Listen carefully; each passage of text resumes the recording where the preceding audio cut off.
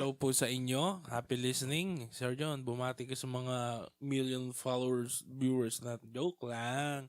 Ay, hindi madami na sir. Ako kasi nakikita ko yung kapag nag-upload ako yan, nakikita ko kahit papano. Yung mga, akala ko nga yung mga 3, 2, ganun Hindi lang. ka ba Tayo nakikita? lang. Hindi ko nakikita. Dami-dami naman sila. Okay. No? Pero gayon pa man is na-appreciate po namin ang inyong mga pagsusubaybay sa atin. Tayo nasa 178 na. So Okay. nagsimula tayo sa episode 1, syempre, 'di ba? Okay. So last time, Sir John, ang maganda at very controversial yung ating naging topic dahil controversial yung topic before din dun sa sa last time. Totoo naman. 'Di ba? Speaking tongues and then yung women na bilang maging silent daw sila sa simbahan. Yes. Para sa kaalaman po ng lahat, at nandun naman yun sa previous na podcast, so Yes. pwede nyo na rin puntahan. Pero syempre, ganun naman talaga narinig nyo kami ngayon. Di sasabihin namin ngayon, wala namang problema kung ulitin namin ng kaunti. Pero kung gusto nyo detalyado, punta kayo dun sa mismong topic. So, ibig sabihin lang dun, bakit ba sir pinatahimik yung babae sa simbahan? Una is meron kang sinabi na yung custom noon is hiwalay ang upuan ng lalaki at babae sa simbahan ng araw. Yes. Kaya kapag nagtatanong daw ang babae, minsan, hindi ko maintindihan yung sabi ng preacher Kung magtatanong sila, kanino ba nagtatanong ang mga babae? Di sa asawa nilang lalaki. Paano ngayon sila magtatanong? Magkaiba nga ng upuan, magkahiwalay, malayo. So minsan, sinisigaw daw. Yes. Diba? Ano nga pala ulit yun? So para lang maging maayos, Yes. is ganon. Ngayon, minsan ginagamit nila yung truth na yon kasi tama naman yun totoo naman yun ginagamit yung truth na yon para i-support yung women as being an elder o pastor na malinaw na hindi po yun inaalaw ng Bible. Hindi ako, hindi si Sir John, hindi po ang ilang mga leaders na tinatawag natin. Kung hindi, sinabi yun sa Bible.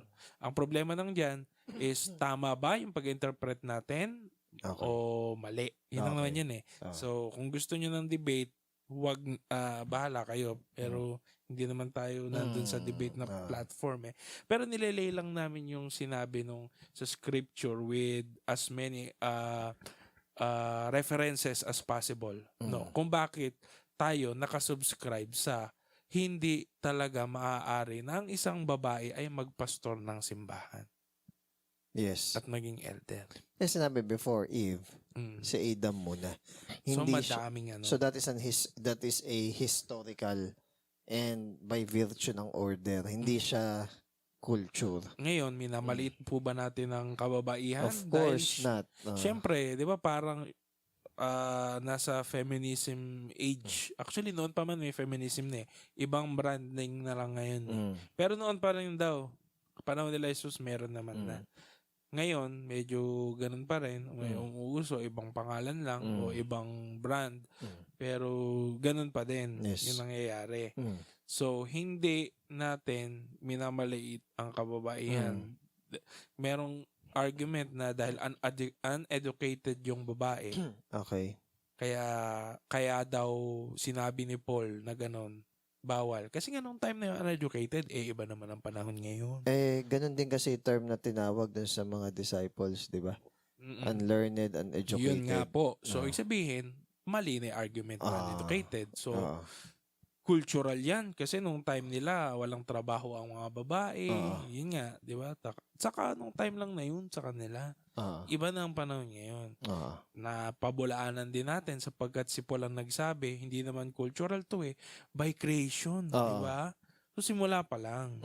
Meron nang inassign na gender roles. Yes. Ngayon, sir, tanongin kita bago tayo sumegway sa ating main dish. No? Okay. Is, di ba uso yung mga main roles ngayon, mga gender roles? Okay. Alam ba yan? May mga issue. Parang may mga iba ayaw tumanggap na etong trabaho na to pang lalaki. Okay. Etong trabaho na ito pang babae. Okay. For some, it might be offensive. Okay. No? Na stereotyping. nasabihin natin na yun lang ang pang lalaki, ito pang babae. Di ba sa school parang si mami nagluluto dahil ito ay trabaho ng babae. Parang gano'n. Okay. Ano ang opinion mo dun, sir? Sa akin is, meron naman talagang mga role sa gender. Pero Specific. more on sa spiritual side at saka sa family. For example, yung lalaki ang ano talaga ang head ng family. Then yung lalaki ang nagre-represent kay Christ sa loob ng simbahan. More on doon ako sa role na yon. Mm. Pero regarding sa job or occupation, hindi ako masyadong ano doon, kumbaga critical. Mm-mm. For example, may lalaki o babae naman din na teacher, Oh, 'di ba? May lalaki at babae dati ba naman na uso babae lang ang teacher? yung teacher. Hindi. Hindi naman. No? Hindi, lalaki din naman yung 'di ba sila Plato, sila Oo, mga ano din, mga teacher master din nila yun eh. a Hindi, may mga philosopher. lalaki din naman. Ang sa akin lang is hindi sa side ng secular yung sinasabi kong gender role, more on sa spiritual. Yun. Ano ba ang Biblia parang hindi gender sensitive? Parang kung sa standard ng gender and development ngayon, hindi papasa yung Bible. Kung dun magsasubmit yung Bible. Siguro ang mas mainam na term is yung Bible kasi ay sin and holiness sensitive. Yeah. Hindi siya specific na gender ba to, or race ba to, or age ba to. Hindi siya specific sa ganun eh. So baga, ang pinaka ano lang ng Bible is sensitive siya sa sin at saka sa holiness. Ngayon po, yung mga babae po nating miyembro, hindi naman ibig sabihin nun na, ay, silent ako, hindi ako mag-share. Oh, hindi din naman Bawal. ganun. Hindi. 'Di ba, napag-usapan naman natin before na sa mga babae, walang problema kung mag-evangelize kayo, Oo. 'di ba? Evangelism, mag-share kayo. Mm. Hindi naman dapat kimi kayo na walang ano. Diyan lang kayo, magluto kayo. Okay. Ganito, wala namang ganun. Okay. Yung sa bahay namin, Mm. siya nagluluto. Ah. Meron din naman akong ginagawa na iba. So, hindi siya yung parang kunyari ako nagsasampay, gano'n. Ako naglalaba, ako ano. May mga kilala nga ako. Kala mo talaga no?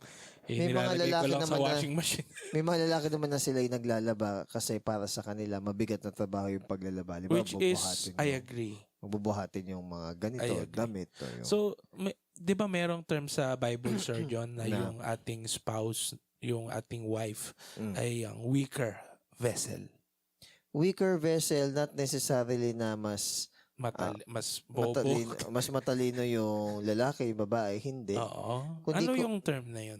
Bakit sinabing weaker yung babae? Ibig sabihin, mas may binigay kasi na mabigat the responsibility na iniata sa lalaki compare sa babae.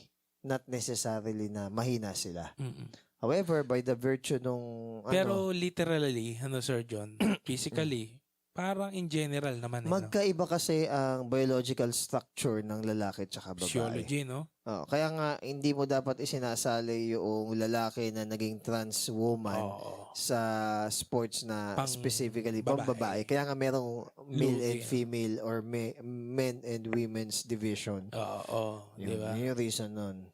Tama. So, kaya nga merong tayong tinatawag na gentleman, di ba? Oo. Pag nabibigatan, syempre yung misis mo, ikaw siyang may buhat ng mga bag. Mm. Tapos ikaw na lalaki, hindi mo tinulungan. Ano ang iisipin ng tao, di ba? Oo. Wala kang Hindi- pakundangan. Hindi di ka ba? maginoo. di ba? Ayun. Di ba? So, ibig sabihin, meron siyang truth physically Okay. doon sa time na yun. Mm. Pero spiritually, weaker ba ang babae? Pwedeng mas mature siya. Pwedeng mas mature siya. Pero ang sukatan kasi ng maturity ng babae is yung kanyang submission sa Yes. kanyang husband. Yun. Mm. Yung lalaki naman, ang sukatan ng kanyang maturity is yung pag-aalay niya ng buhay sa kanyang asawang babae. So, ibig sabihin, parang mas mabigat yung Opo. dating dun sa lalaki. Darating po tayo dyan sa marriage, di ba? Na kung ano talaga. Oo. Pero ngayon, pupunta tayo sa ating main course. Okay. Sa chapter 15 na po tayo. Okay? Hanggang 11 lang yung 11 lang tayo. So, 1 muna. hanggang 2. Ngayon naman, mga kapatid. Okay. O yun, doon pa lang. May lesson na tayo. Joke lang. Ngayon naman, mga kapatid. Ngayon, time. Okay. Gusto kong i-remind sa inyo ang magandang balita na pinreach ko sa inyo. Okay? Reminder. Tinanggap nyo at naging basihan ng faith nyo. Okay. 2. Naligtas kayo dahil sa magandang balitang ito. kung talagang pinanghawakan nyo to. Pero kung hindi, baliwala ang paniniwala nyo. Okay, may warning dito, sir. Okay. So, kumbaga, Maganda yung unang dalawa. yes, Straight kumbaga, to the nire-remind niya yung mga kausap niya, yung mga taga-Corinth, Okay. yung mga Corinthians, na beneficial yung gospel if tinanggap natin at nauunawaan natin kung ano ba talaga yung mabuting balita. Kasi sa time nila, pag sinabi mabuting balita, maraming ibig sabihin yan. Pero syempre, wala namang mas bubuti sa mabuting balita na ipinahayag sa pamamagitan ng buhay at kamatayan at muling pagkabuhay ng ating Panginoon, Gospel. Yeso Kristo. Kasi Yun may mga magandang balitang, kumita na yung trade. Oo, Diba? hindi yun. Ang magandang balita dito is namatay ang ating Panginoong Jesus para sa ating mga kasalanan. Hindi na tayo ang tatanggap ng punishment. Okay, maganda yun. Now, sabi dito, Gospel. na tinayuan daw ng mga Corinthians. Okay, So, ibig sabihin, isang positive na attitude ito ng mga Corinthians na tinanggap nila yung tamang Gospel. ebanghelyo at alam nila kung ano yung... Kasi may peki eh. Di ba may mga peking gospel? Oo. Ang tinanggap nila yun, tama. Yes. Ngayon, okay, good na tinanggap nila yung tamang ebanghelyo. Okay. Pero ang command kasi dito ay nagpatuloy. And if you hold fast, the word which I Paano yun, preach sir? to you. Ibig sabihin ba, winawala ba yung salvation? No, kapag Hindi naman. nila hinawakan. Yung iba is pinawawalang bahala. Na as if wala na silang pananagutan na na-save sila. Actually, nung sinave tayo ng ating Panginoong Jesus, nagkaroon tayo ng duty and responsibility na pangalagaan yung regalo ng Diyos na yun na buhay na walang hanggan. So, kasi wag nating walang bahala. Yun. Ngayon, Parang binigyan ka ng regalo, di ba? Pangalagaan mo. Ngayon, sabi dito, the word that I preach to you. Okay. So, ibig sabihin, merong particular na shinare si Paul, which is yung ebanghelyo. At Physically, no? Literally. At malalaman natin na yung message nito ni Paul about sa ebanghelyo, hindi sa kanya originally galing. So, kumbaga, ineko lang niya or nirepeat lang niya yung mensahe sa kanila. Dahil bago niya sinabi to, i-chinek pa niya doon sa mga unang apostles, kala Peter, kala Cephas, yung kung tama ba yung gospel Ganda na Sir na-receive John, niya. kasi nire-remind niya na ito ang basihan ng faith nyo. Yes, exactly. So kung ano ang meron tayo as a church bilang simbahan, yan ay nagmula dito sa gospel. Yeah. Minsan kasi nalihis. Oo, nalilihis. Ito, tulad na itong nangyari po sa Corinto, sa dami po nung from Corinthians 1 to 14, daming issue, di ba? So kahit pa, kumbaga masasabi po natin, medyo nalilihis talaga. Di nga medyo di ba? Nalilihis po talaga. Ngayon, ang warning dito, kahit tama pa yung tinanggap mong gospel, kung hindi ka na mag-hold fast or magpapatuloy dun sa tinanggap mo, it is as if... Ang dami kasing extra na nangyari. No? It is as if hindi mo rin tinanggap yung good news or yung gospel. Okay, sir. Ano pa yung sinabi dito? Isa pa sa sinabi dito is, tawag dito, may mga tao na inaagaw talaga sa atin yung katotohanan. Iba yung pinipreach nila. Hindi sila nagpipreach ng tama o totoong gospel. Kaya nga, di ba sabi, kung merong mag-share sa inyo ng ibang gospel, iba sa na-receive nyo sa akin, kahit anghel from the apostles, kahit anghel pa yan, ang sabi, sumpain. Anathema. Bakit sumpain? Kasi, sa imbis na wala lang maliligtas sa mensahe na yun, napapahamak palalo yung ibang tao. Kasi maraming maliligaw. Maraming na mamali ng doktrina, mamali din ng application. Kaya mainam na nauunawaan ng mga tao kung ano yung gospel na sinasabi minsan, dito. sir, hindi tawag dito, sa dami din kasi ng relihiyon at dami nagsasabi na sila yung tama. Karamihan po sa atin bilang mga tao tinamad na magsaliksik sa Diyos. Yes. Which is hindi magandang kaganapan po yun. Alam ko na mali at nakakainis na madaming mga relihiyon ang nag-aaway, gulo-gulo, pangit ang kanilang pag-portray sa kanilang relihiyon o kanilang practice. Pero kung ito po ay naging, ang maging epekto nun ay tabangan tayo sa Diyos, lugi din tayo, di ba? Maiiwan lang natin, meron pa rin naman pong mga faithful na mga churches Kaso nga lang, hindi yun yung mga masyadong sikat eh. Ah, No, hindi. Pero, promise naman yun ng Diyos na kapag isinik natin siya ng totoo talaga at yes. tapat. Mm. Di ba? Ano ba naman na magpakita siya ng kaliwanagan sa ating Yes, isip? oo. Di ba? May verse pa nga siya na if any one of you lacks wisdom, you should ask God eh. So, baga ino-open niya yung sarili niya sa atin. Alam mo, meron ako dating kinakainang karinderya. No, nung ako yung nagtatrabaho sa BIR. Ewan kong trabaho o OJT. Kasi Okay. pares ko yung ginawa.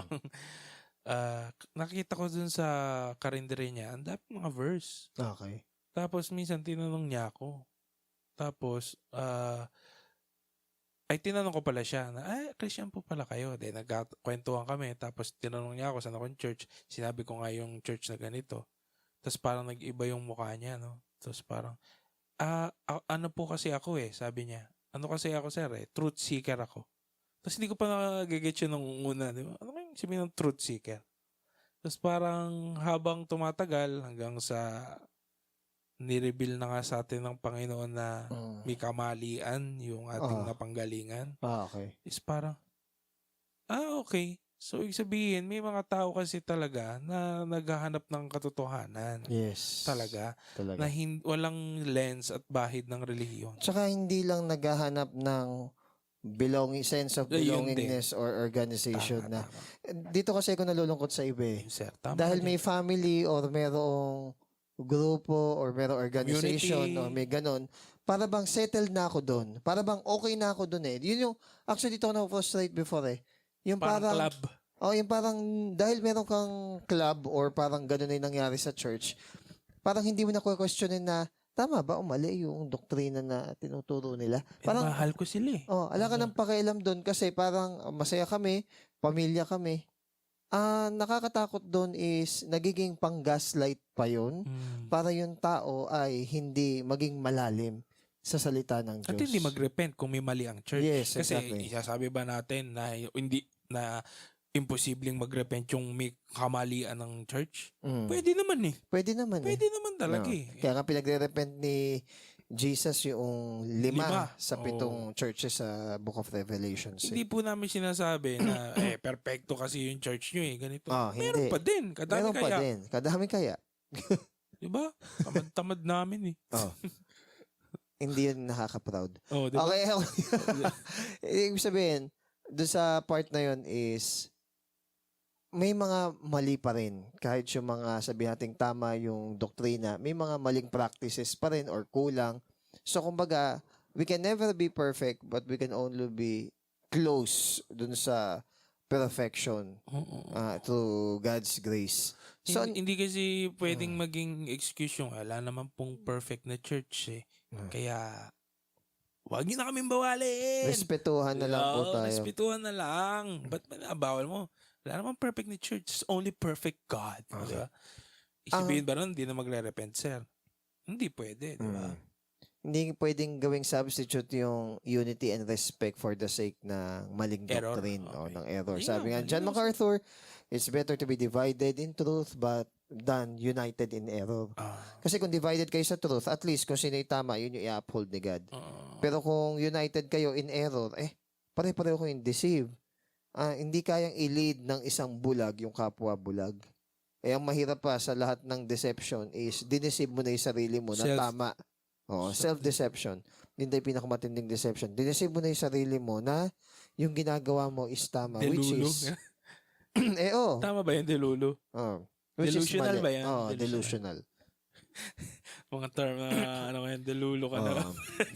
Pero alam mo, kahit yung Gen Z, sila din mismo, yung mga terminologies nila, marami pa rin sa kanila, hindi naman sila aware kung ano ang meaning. Basta ginagamit lang nila. Yun. Parang jargon lang, Yeah. Tres. Hanggang 4. Binigay ko sa inyo itong pinakamahalagang mensaheng natanggap ko rin. Ano yun? Namatay si Christ Okay. para sa mga kasalanan natin. Okay? Gaya ng nakasulat sa scriptures, Okay. nilibing siya at binuhay ulit nung pangatlong araw. Gaya ng nakasulat sa scripture. Okay.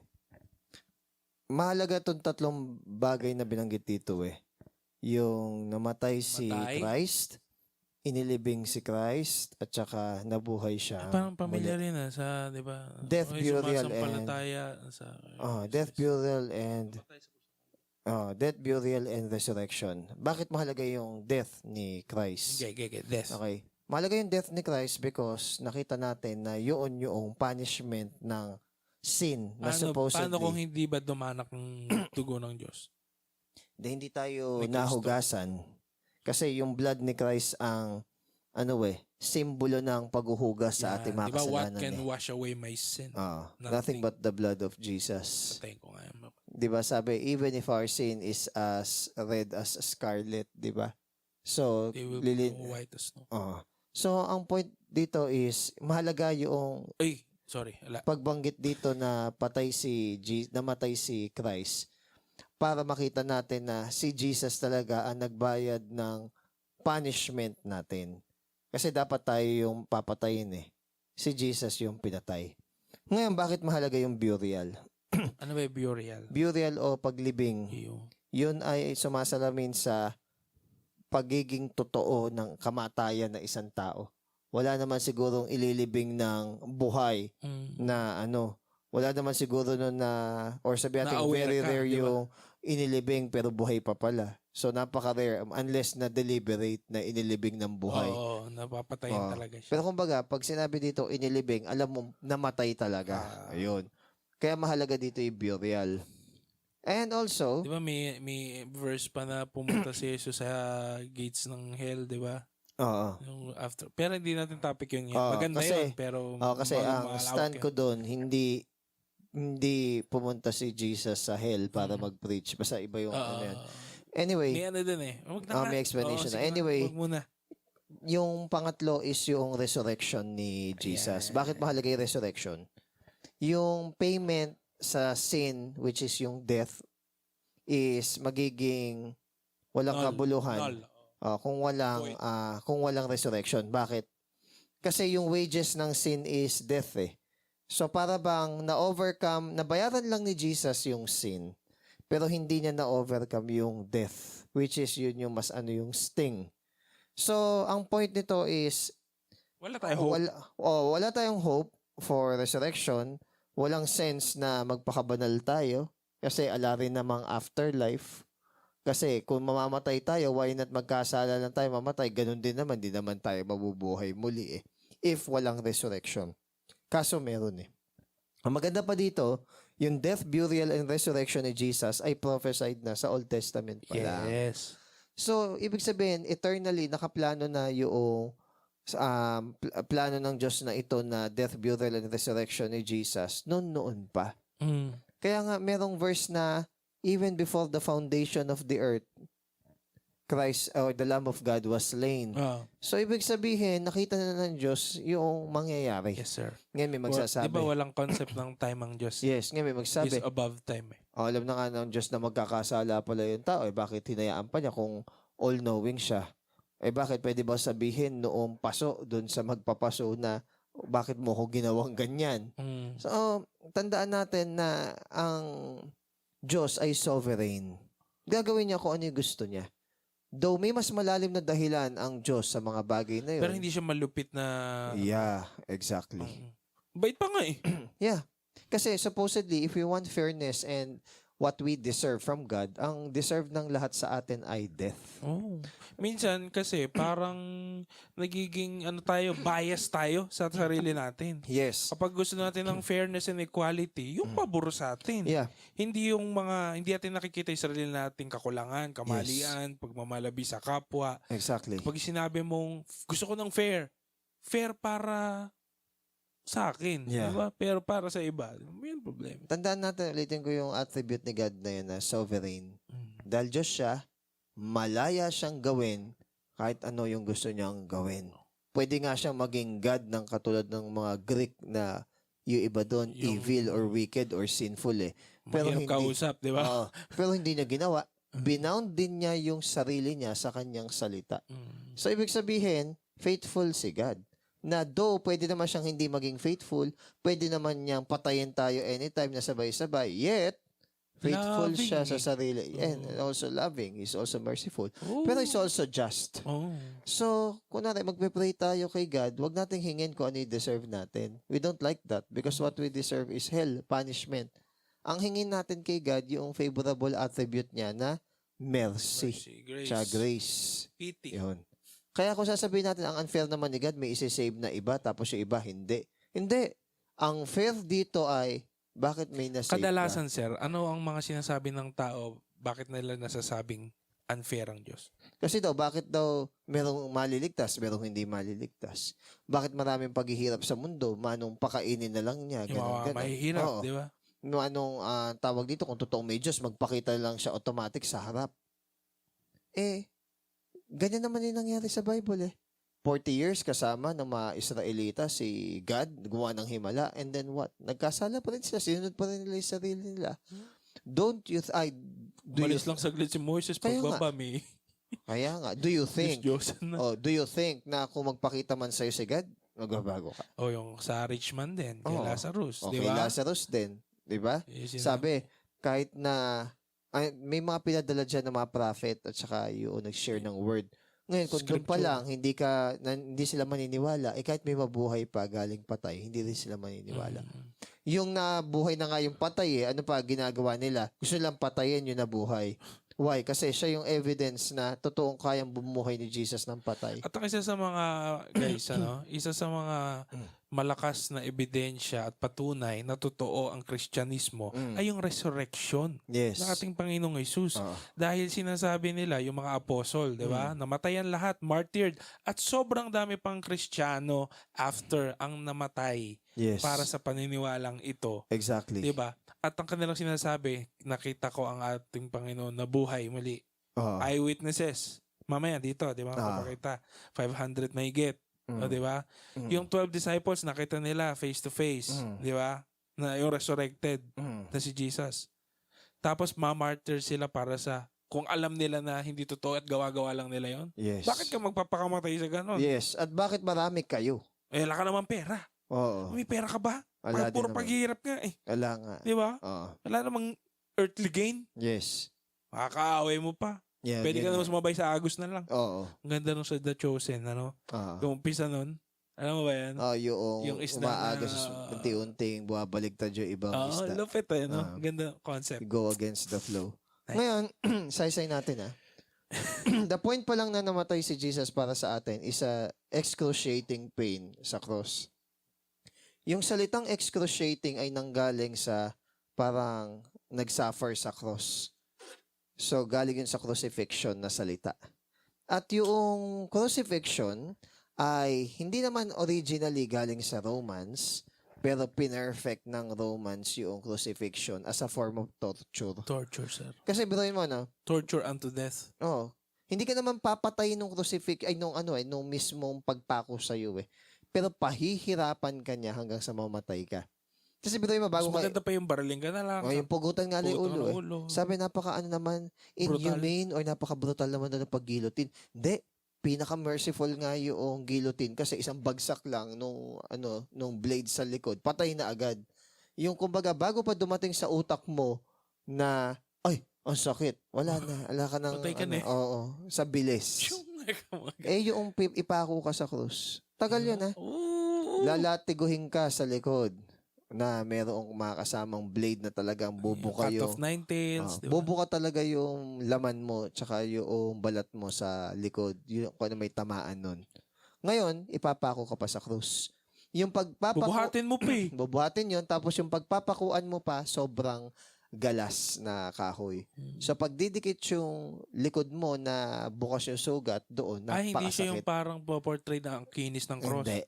Kaya nga old, rugged Yes. cross. Oh, Tapos, yung pinagpakuan pa niya na nerve, yun yung raw nerve na tinatawag na kapag pinako, sobrang sakit.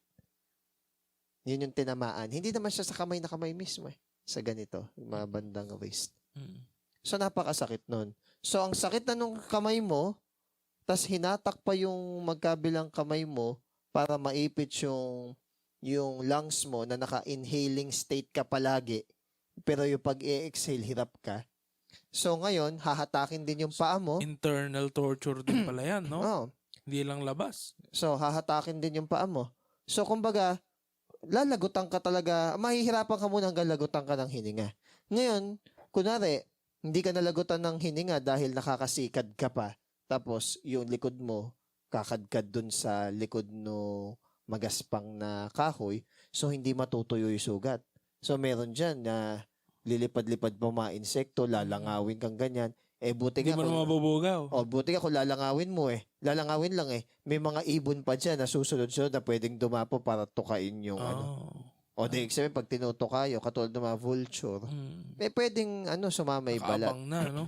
Nga, minsan sandadapo yung mga insekto sa mata, sa tenga, o likod, sa masakit.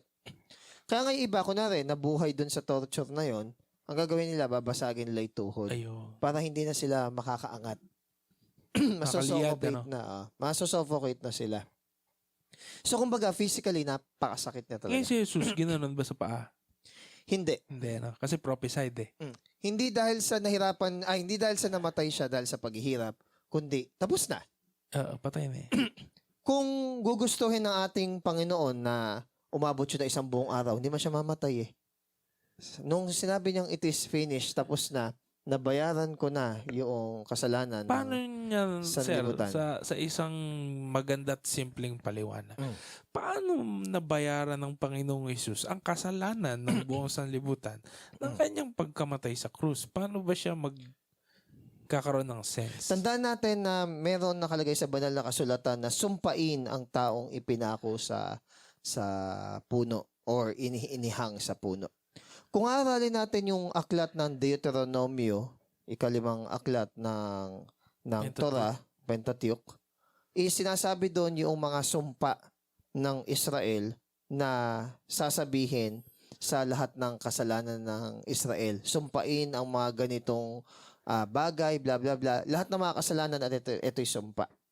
Ngayon, sa kabilang bundok naman, sasabihin doon lahat naman ng pagpapala. So, paano binayaran ng ating Panginoong Hesus yung ating mga kasalanan? Simple lang. Lahat ng mga batas na binanggit doon sa isang bundok na may dalang sumpa, siya yung tumanggap. Para wala nang matitira na sumpa na malalaglag sa atin. Okay. Kundi ang matitira na lang yung pagpapala na babanggitin o bibigkasin doon sa kabilang bundok.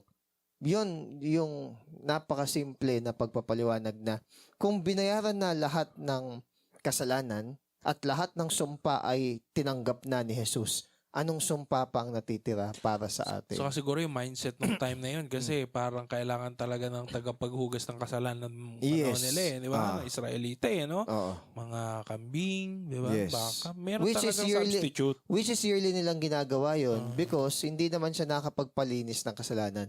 Nire-renew. Tinatakpan lang niya yung kasalanan para yun lang, covering lang, hindi makita, pero nandun pa rin yung kasalanan. Kaya Meron nga, talagang darating na yung pinaka-essence. kaya nga nung si Jesus yung dumating, Ganda. behold, the Lamb of God who takes away the sins of the earth. Hindi behold the Lamb of God who covers the sin of the world kasi yun na yung ginagawa ng mga hayop, dugo ng hayop, every year. Sabi nga, meron napakinggan eh. Noong Genesis pa lang eh, di ba? Nagkasala pa lang yung sila Adan eh. Pinatay na nila yung sinuotan nila ng Di ba? skin. Di ba skin nakalala to? Ano na yun? Kumbaga, foreshadowing na. Di ba yung pag-o-offer Parang ni anime, ano?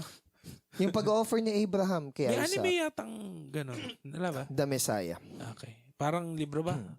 manga. Manga. Nung in-offer ni Abraham si Isaac, hindi winidhold ni Abraham yung anak niyang si Isaac kay God. Hindi rin winidhold ni God the Father ang kanyang anak na si Jesus. So, kumbaga, yung death na to ni Christ sobrang tindi physically pa lang. Physically. Then mentally pa. Yung pag-iisip na, wait lang, yung karumihan ng sanlibutan is dadaling ko. Now, sinabi di ba, it please Yahweh, di ba? To crush His own son.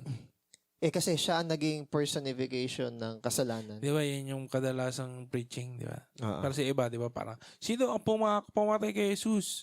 Marami magsasabi, mga Romano. Marami magsasabing, ikaw, ang lahat tayo. Pero in a sense, meron verse na, it please Yahweh to crush His Si own son. God the Father ang pumatay kay Jesus in a sense Murderer na, ba siya? Ganun. siguro ang tamang term is pinunish niya. Not necessarily dahil si Jesus yung nagkasala, but in substitution. Ayun. Ang dami In kasing doktrina na to, substitution, no? Substitution, Mm. ano pa? Yung Propitiation. propitiation. Yung substitution, siya'y pumalit. Oo. Yung propitiation naman, Appease. siya yung nagpapayapa sa galit ng Diyos.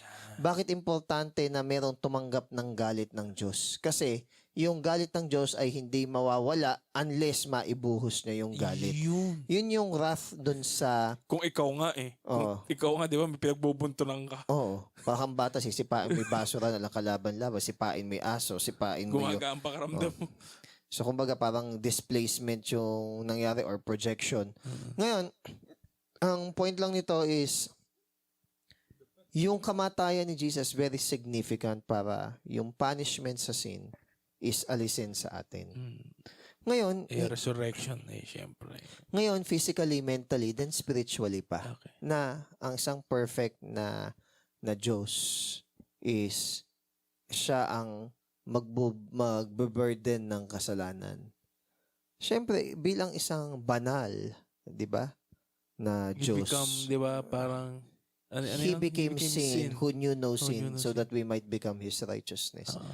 Kaya sabi niya, Father, take this cup away from me. Not my will, but yours be done. Yung karumihan kasi nung kasalanan. And at the same time, yung thought pa lang na magbe-break fellowship sila ni God that time para sa pag-forsake sa Kanya or pagre-reject sa Kanya, i-accept tayo ng mga makasalanan.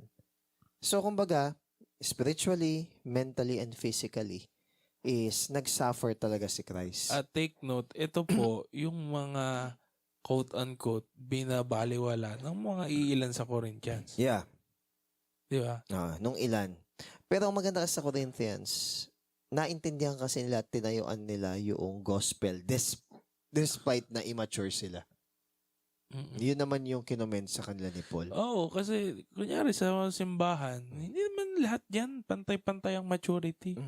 Merong mga iba na nandun pa din yung mga bisyo nila. Yes. Nisisinok ka ba? Bilang ako nasinok. Hindi, okay lang. Sige, tuloy mo lang. Ngayon, so kumbaga, Pag suminok ka pa. hindi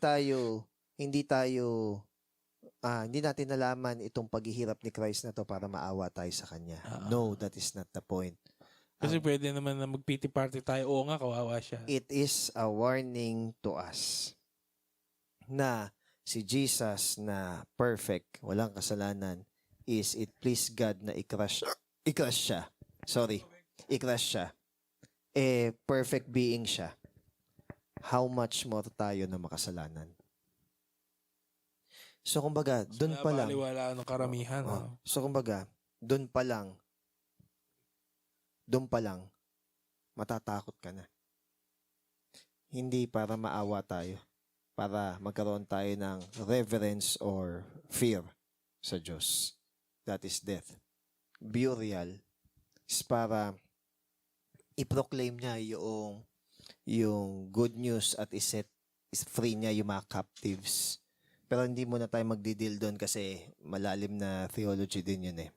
Then yung lastly is yung resurrection. Yun yung hope natin na tayo din, pag namatay tayo, or dumating yung time na mamatay tayo, hindi natin kinakatakot yung bagay na yun. Why? Thank you. Kasi, kung si Jesus is yung first among the brethren na nag-resurrect, tayo din is mag-re-resurrect. Ayun lang. Ano na? 5. Hanggang hindi 4 yata. Hindi, tama. 5 to 8. At nagpakita siya kay Peter, tapos sa lahat ng 12 apostles, at one time, nagpakita siya sa mga disciples niya. Lampas 500 sila. Marami sa kanila, buhay pa rin hanggang ngayon. Pero yung iba, namatay na. At nagpakita rin siya kay James, tapos sa lahat ng mga apostles. 8. Okay. Finally, sa akin naman siya nagpakita, kahit na para akong pinanganak na wala sa panahon. Okay. Tandaan natin, patay na si ano dito si Judas. bakit 12 pa rin yung binabanggit? Kasi ang point dito, yun kasi tawag sa kanila as a group. Kasi baka sinabi, the 12, binilang 1, 2, 3, 4, 5, 6. Wala na yung isa, bakit 12 pa rin? As a group. 'Di ba? Tanda mo sa Hunter x Hunter, ay Hunter x Hunter. 'Di ba? Kahit na putol na daw yung, kahit wala na daw yung ulo, kailangan pa rin daw gumalaw nung gagamba, is spider. So, spider pa ba yun? Wala na yung ulo. Yun yung tawag kasi sa kanila. Parang 4 of spades. Oo. Umalis yung isa. Oh, Tatlo diba? na lang sila. Yun nga. 4 of spades pa rin yung Yes. tawag. Kasi yun yung tawag sa kanila. So, kumbaga, As a proper noun. ngayon, ang maganda dito, Maganda kasi. Yun yung tamang magandang term sa proper noun. yun. No. Kasi kunyari, ito ang tamang simbahan dahil ito ang nasusulat. Oo. Di ba? Guess mo ba? Oo. Kasi ito ang nasusulat sa Bible Na ano. Ngayon, ginawa nilang proper noun. Kunyari, iglesia ng Diyos. Iglesia ni Cristo. Yun yung nakasulat to. So, ito lang tama. Tapos Pwedeng tama ang pangalan mo. Tapos tignan mo dito, Cephas yung ginamit. Then by the 12. Bakit di ba si Peter kasama doon sa 12? Tandaan natin, hindi pa nire-restore formally si Peter dito. Nung na-witness. So, kumbaga, Cephas and the 12. Part siya ng 12 ba? Hindi pa kasi siya nare-restore formally. Kaya nga may ginamit na pangalan, Cephas. Hindi Peter. Hindi Peter. Nag-backslide kasi, no? Not necessarily nag-backslide, pero kumbaga, tinabangan, nawala ng gana. Hindi, dininay na si Jesus. So, dininay niya. Sabi nag-back to fishing siya. Pero kumbaga, though sabihin natin na hindi naman siya backslide unto apostasy. Yes. Kasi si Christ ang naka-hold sa kanya kasi sinabi niya na pinag-pray niya kay Father, hindi niya inalaw si Satan na isift siya like a wheat. So, ano ang point dito? Ang point lang dito is maraming nakakita at naka-witness na si Jesus muling nabuhay. Okay. Maraming mga religion na sinasabi na totoo yung Diyos nila ay totoo, pero ang witness lang isa. Kunwari, sa Muslim, ang witness lang ni Allah ay si Muhammad. Si Muhammad, pag mapasok doon sa kuweba, isabihin ni Allah yung mensahe niya, at si Muhammad na hindi marunong magsulat, is inire-relay yung message doon sa kanyang scribe. Many years. Hindi siya marunong magsulat. No read, no write.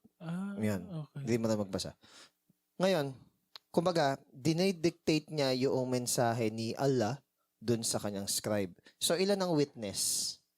Isa. Isa lang witness. Compare sa ilan ang witness kay Jesus nung nag-resurrect? 500. Mahigit.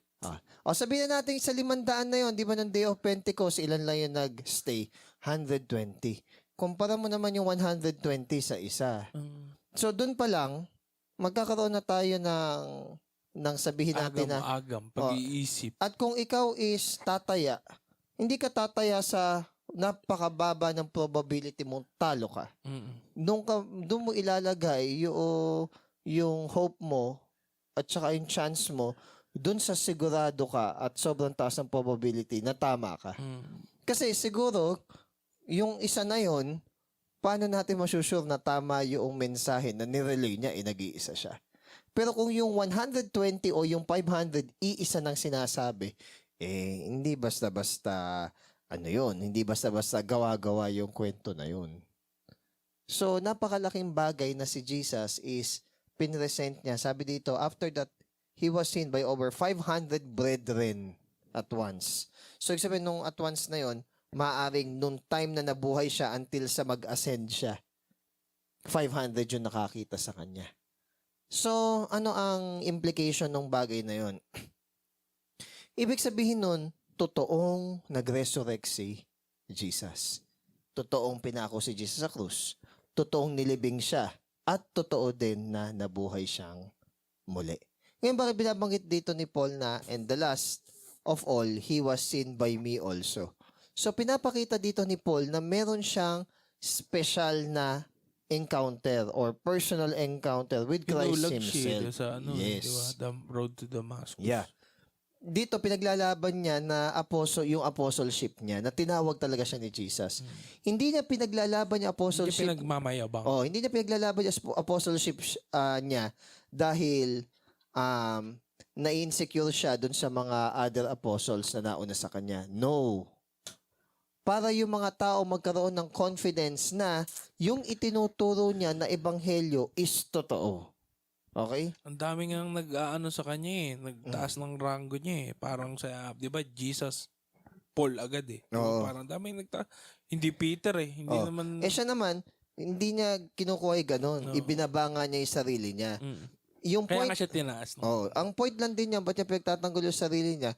Kasi, dinadamay nila yung credibility ng gospel just because hindi siya yung kasama sa original 12.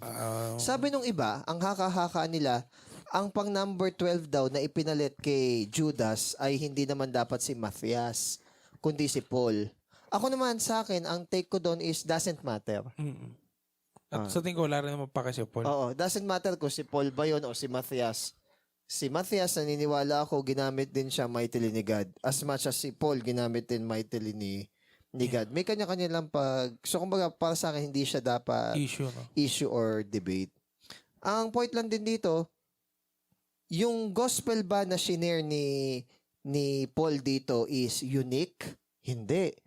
Tandaan natin, bago siya nag-share, is ilang years muna siya na talagang nag-meditate, Scribe. nag-reflect siya. Then, pinuntahan pa niya sa Book of Galatians yung mga original na mga apostles, yung mga naunang apostle, and then sinabi niya sa kanila, ito yung nangyari sa akin sa Damascus, ito yung mensahe na na-receive ko kay Christ. Tapos, kinonsult niya kung pareho lang ba. Hindi naman nag-go against yung mga apostles. So, ibig sabihin, inapprove nila na yun din yung mensahe ng gospel. Nag-check. Chinek din niya. So, hindi siya sugod-sugod lang. At hindi siya nagpadala sa emotions lang na sabi ni Lord. Hindi. Si Lord na ngay kumausap sa kanya, pero inano pa rin niya, shinur pa rin niya. Why? Inalis niya yung kaisipan, agam-agam, or possibility na baka nag-hallucinate lang siya. Though alam naman niyang si Lord talaga yon. Pero kumbaga, gusto niya na yung mensaheng ibabahagi niya is the same. Dahil ang gospel ay hindi fresh revelation. Ang ebanghelyo ay inire-repeat lang natin yung mensahe ni Christ na namatay siya sa krus ng Kalbaryo para sa ating mga kasalanan, na inilibing bilang patunay na siya ay namatay sa katawang lupa at muling nabuhay para tayo din magtagumpay at hindi matakot laban sa kasalanan at kamatayan. Again, May kabuluhan. yes, again, hindi ang goal lang ay mamatay tayo sa kasalanan, period. Hindi na maghirap sa impyerno. No. Merong resurrection. Yun yung resibo Oo. At yun din yung patunay na hindi lang yung sin ang kayang i-overcome ni Christ. Pati death. Pati death. Ngayon kung na-overcome niya Sin and death. ngayon kung na-overcome niya yung sin and death, ano pa yung babangga sa Diyos? Wala na. Kaya nga si Satan, kung alam niya na ganun yung plano ni God, hindi niya inudyukan or kumbaga isineduce yung mga tao na mapako si Christ sa krus. Kumbaga ginamit din si Satanas in that way di ba? Yes, even yung mga kalaban, even yung Diablo, even yung mga hindi naniniwala sa Diyos ay nagagamit in different ways ni God. Whether naniniwala sila kay God o hindi. Minsan inaalaw ng Diyos Oo. na danasin mo yon at alihan ka ng guluhin ka ng Diablo. Yeah, kaya nga mag-iingat. Para, di ba? Mag-mature tayo. Mature ka. Di ba the same heat that melt the wax hardens the clay? Yun. Yan Kaya mag-iingat tayo pag sasabihin natin sa ibang tao na, Lord, sana gamitin mo pa ako para itong tao na to mag-mature. Mag-iingat ka na sabihin yun. Even si God ginamit si Satan. Hindi, kasi minsan parang lusot na lang din yun Parang, Para wag ka magbago. para Hindi ganun. pinagmalaki mo pa, no? Pinagmulaki pa yung maling pagkukuhan. So, ayan. So, basically, Kita mo yung marami immaturity ko. naka-witness. Tingnan mo yung immaturity ko, yung kakulitan ko, nagagamit ni God para mas lalo kang maging Oo. Actually, sa asawa, ganun din. Di ba? Kita mo, paano na lang kung perfect ako? Hindi na hold yung pagiging patience mo. di ba? Pagpapakita yon na hindi ka humble and pagpapakita yon na tinatawag na Tinitechnical mo no? foolishness.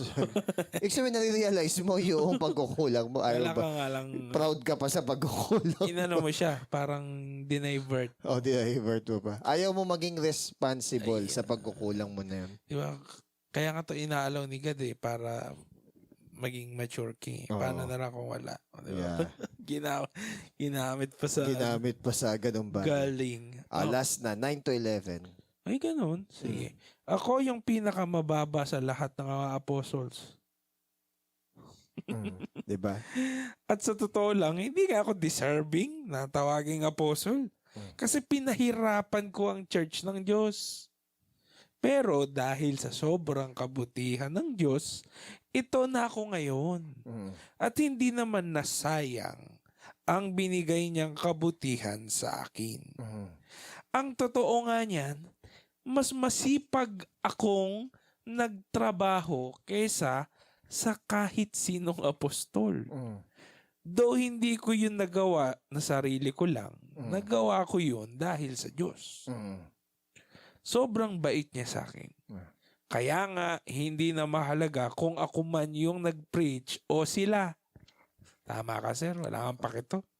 Ang mahalaga, ito yung pinipreach namin at ito ang pinaniniwalaan niya. Okay. So, hindi yung personality niya na sino bang nag-share? Ako ba o iba? Kung mismo message. Kaya niya sinabi na list nga ako sa mga apostle. List. Kasi Mababa. masasabi natin na part 2 ng thorn of the flesh niya. Yung minsan, yung may mga memory na sumasagi o ganun. Siguro. Hindi ko na sinasabi na naglilinger talaga na parang tinotorture siya. Hindi. Dahil alam niya na by the grace of God naman is pinatawad siya ng Diyos eh. Pero, Yung nasayangan siguro siya. tsaka yung pain ba na naging part ako ng mga nagpapatay o nag-udyok na mapatay. Di ba yung kaya mga ang ganda ng Kristiyano. portrayal ng Apostle Paul sa Netflix? Kasi parang doon lang yata natin nakita na, oo nga, no? Yun siguro yung thorn in the flesh niya, no? Possible, di ba? Di ba? Oo nga. Di ba? Pero hindi ko yung napapaginipan niya. Pero hindi ko dinidiscount na baka literal na sakit siya. Oo, pwede rin Hindi ko yun. dinidiscount. Kumbaga nakita ko lang siya sa ganong angle na, oo nga. Pwede yun, di ba? Oo. Sa kuya din naging humble si Paul eh. Sasabihin ba niya na great apostle Paul siya? Siya nga yung naging kalaban pa ng church. So kaya niya sinabi na list siya. Sa ganung point na parang itinataas siya ng tao, binababa niya yung sarili niya in a point na hindi eh. May pinapatay ako. May pinapatay nga ako nun eh. Pero kapag naman ang pag-uusapan is Kasipagan. condemnation, hindi, kinokondemn naman siya. Kunwari, kinokondemn naman siya ng mga tao, hindi, wala kang karapatan, blah, blah, blah. Ang sabi niya, by the grace of God, I am what I am. So, kung iko-condemn niyo ako, alam niya ang estado niya kay God. And then yung pangatlo Hindi siya naman, natitinag, no? yung pangatlo naman is, ang sabi dito, yung nagsipag siya. Nagyabang ba si Paulo, sinabi niyang, Siya pinakamasipag. na siya yung pinakamasipag. Not necessarily. Kasi parang ganito, tatanungin ka niya, sa tingin mo ba, naging masipag ka dahil sa grace ni God? Sasabihin niya, yes, talagang pinanghawakan at pinahalagaan ko yung grace ni God. Ngayon, sasabihin niya masipag ganon, pero hindi siya maglilinger dun sa thought na yon. Ibabalik pa rin niya yung papuri at pasasalamat sa Diyos. Kasi kung hindi kumilos yung Diyos sa buhay ko at binago yung desire ko. Sinabi niya dito. Ayun, sabi niya, therefore, whether it was I or they, so we preach, and so you believe. So, kumbaga, ina-attribute pa rin niya even yung sarili niyang kasipagan na nagsipag siya kasi binigyan siya ng desire ni God. Kumbaga, binigay sa kanya yung pera, wala naman siya magagawa kung wala yung pera.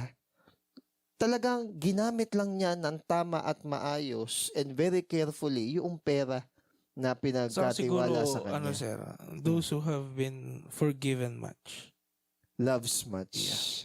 Diba? But those who be forgiven little, loves little.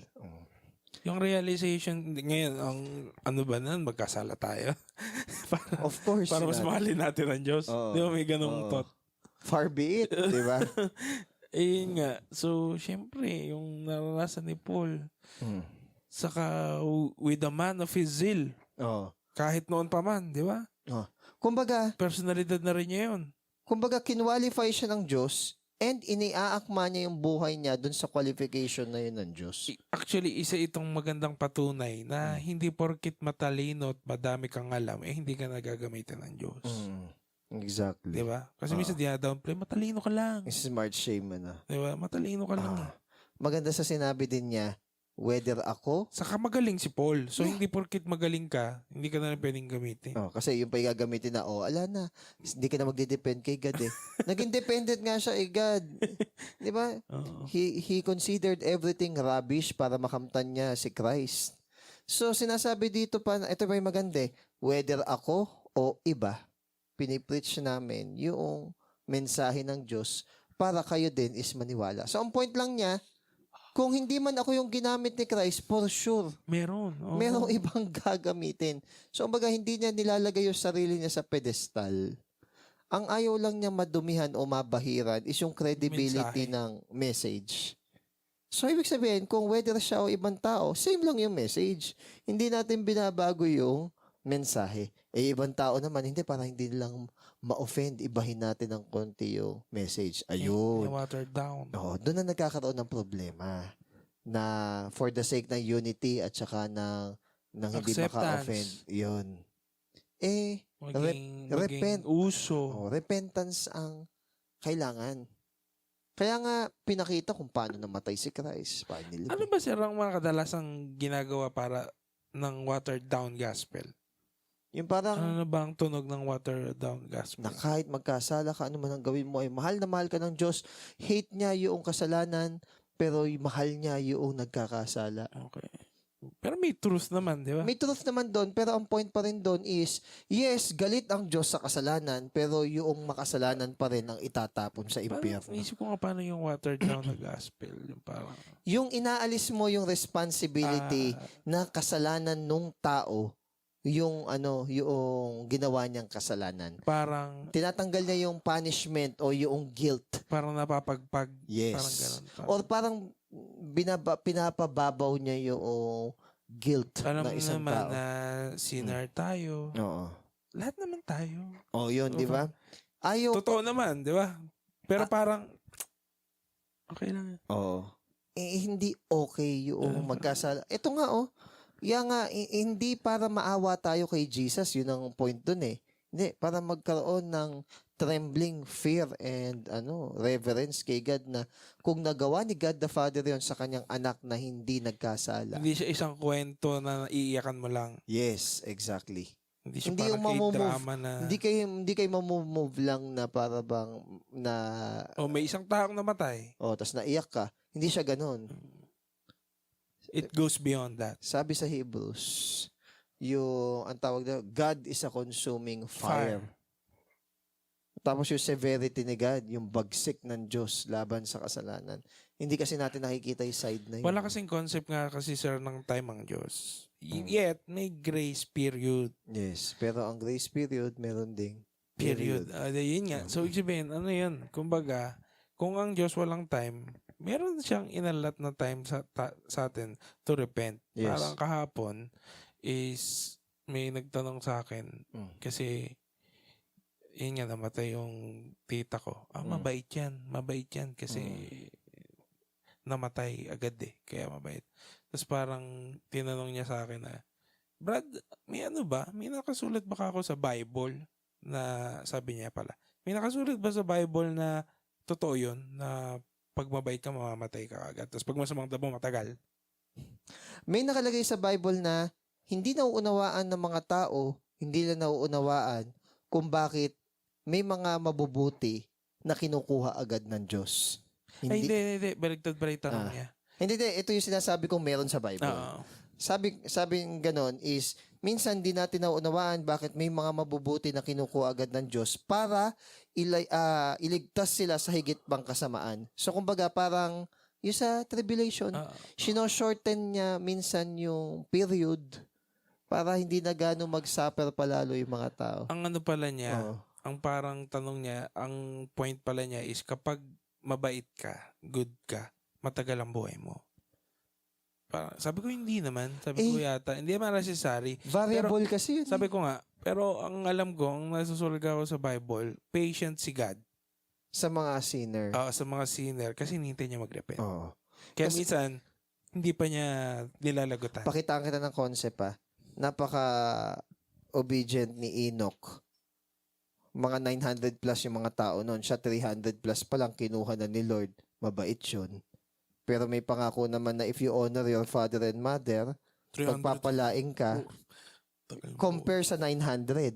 900 plus yung edad nung kamatayan ng mga kasabay ni Enoch. Eh si Enoch, mabuti. Ay, mabait. 300 plus pa lang. Ang ano Kinuha ng na. lifespan nun, no? Oo. Lak- Maintindihan mo rin naman kasi Tatanda, no? yung pollution, yung mga food is di pa naman. Actually, merong scientific na ano, Mm. parang something. Ah. Before nung flood, talagang ma-lifespan ng tao. Before flood. Oo. Pero Kaso after ng flood kasi sinumpa na eh. 70 na lang. 8. Ngayon, meron namang part na honor mo yung father and mother mo. So, yung life mo is maging well and long dito sa lupa. So, yung same na mabait, humabay buhay because of that particular Oo. promise. Yung wicked naman, meron dyan na talagang kina-cut off ni God. Mm. Di ba? O meron naman Para na... para wala na lang Oo. madamay pa. So, kumbaga si God pa rin Tama. nakakaalam. Di ba yung kay Ananias? No. Si God pa rin yung nagde-decide ng length nung... Sa Corinthians din, yung so that his life may be cut down but his soul will be saved. Oh. So, kumbaga, hindi natin masasabi eh. Pero hindi ikaw ang magdidikta kung yung tao ba na yun is kaya namatay kasi mabait. Hindi siya ganun. Though may element of truth na ang bait mo naman sana kunin ka na yun. May element of truth yun. Na syempre si God, as much as possible, alam niya yung hangganan ng ating kakayanan na syempre ayaw na tayo mas lalo pa mag-suffer. May mga time na kinukuha na niya. Depende, no? Depende. pa rin. Case to case basis. Si God ang nagde-decide. Hindi siya one size fits all. Oo, hindi siya one size fits all. So, in short, totoo ang resurrection ng ating Panginoong Jesus. Not for His benefit, but ultimately for our benefit and for His glory. Para hindi rin natin katakutan yung kamatayan. Okay, title na to. Resurrection. Death, burial, and resurrection. Resurrection. So, yun lang. Wala. May Okay sabihin na. ka pa. Wala na. Okay. Okay na. God. Okay na. Okay na. Wala na. Okay na. Guys, thank you. Sige. God bless. Goodbye.